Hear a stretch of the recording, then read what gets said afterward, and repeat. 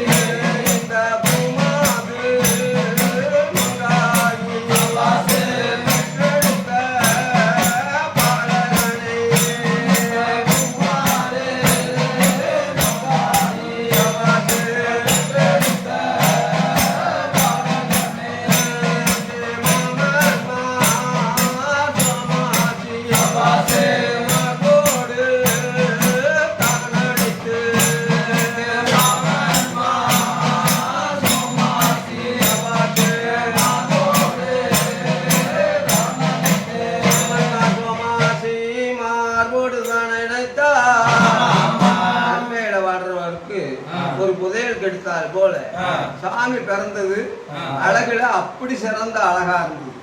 எப்படி இருக்குதுன்னா அழகுல வந்து முருகனா, மன்மதனா, இல்ல சோமனா, சந்திரனா, சூரியனா இப்பேற்பட்ட குழந்தை கிடைச்சிருக்கே என்று மாமன்மார் சோமாசி மார்போடு அணைத்து முத்தம் கொடுத்து செல்வாக்கா வளர்க்கணும் என்று வச்சிருந்தாங்க. வச்சிருக்கும் போது மாமன்மார் சோமாசி என்ன செய்யறார், உடனே ஒரு சோசியரை கூப்பிட்டு அழைச்சு இந்த சோசியத்தை பார்க்கலாம், குழந்தை பிறந்த நேரம் எப்படி இருக்கு, நல்லா இருக்கு, நாடு செழிக்குமா, நல்ல மழை பெய்யுமா, ஊர் செழிக்குமா, குற்றமழை பெய்யுமா, நம்ம நாடு எல்லோரும் நல்லா இருப்போமான்னு சோசியரை கூப்பிட்டு சோசியர் பார்த்தாங்க. சோசியர் வந்து பார்த்த உடனே ஜாதகத்தை கணித்தார். கணிச்சு எல்லாம் பார்த்துட்டு இது மழையிட்டு தாண்டிரக்க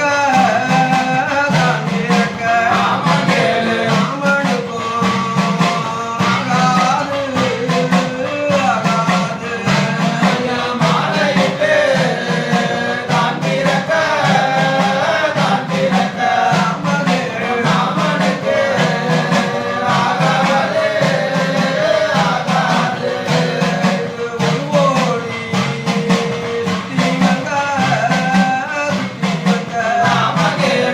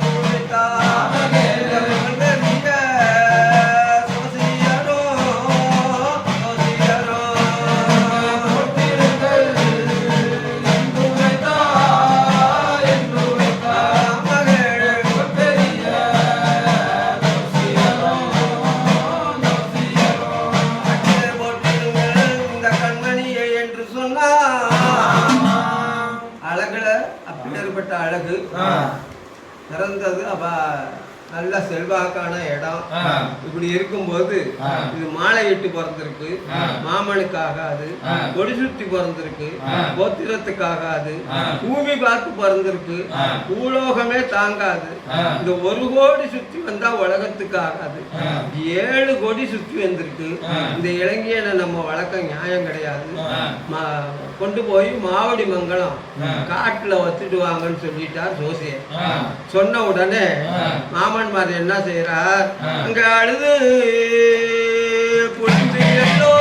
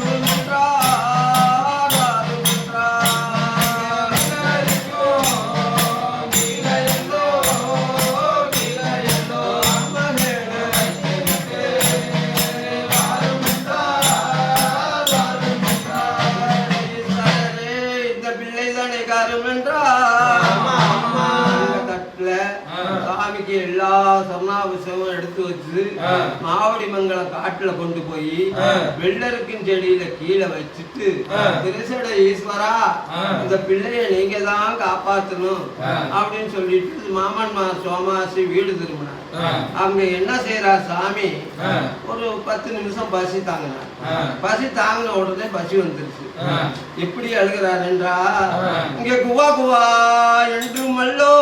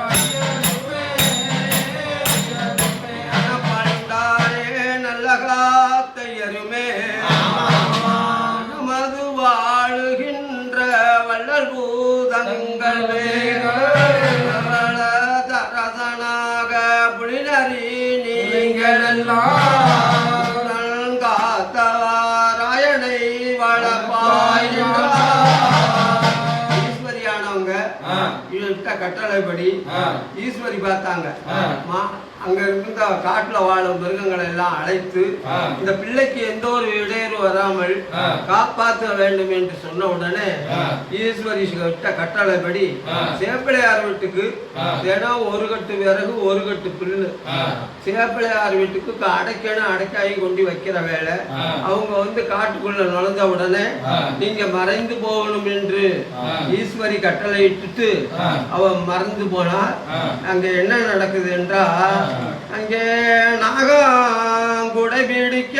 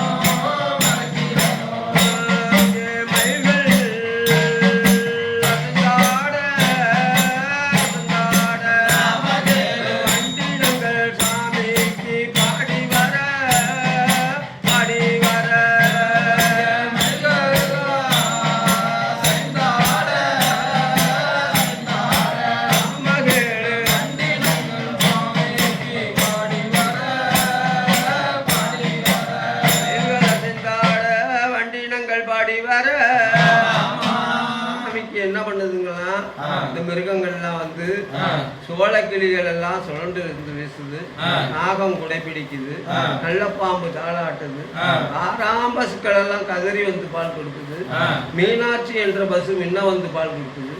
இப்படியாக மயில்கள் அசைந்தாடுது, மேகம் எல்லாம் கூடி வெயிலை மறைச்சு சாமிக்கு அதி அற்புதமாக வச்சுட்டு இருக்குது.